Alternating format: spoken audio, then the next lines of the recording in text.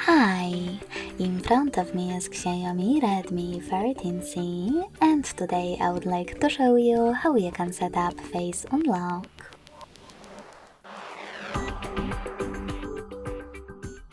Begin by opening settings and scrolling down to access passwords and security.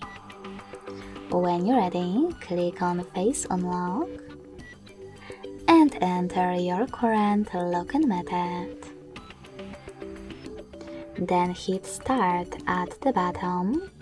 Choose next in attention pop-up, keep your face in frame and follow all of the instructions from your screen. Now you can name your face data however you want to, and when you finished, hit done. Then adjust all of those options. So finally, when I switch off my screen, then turn it back on, I can see that face unlock is working properly.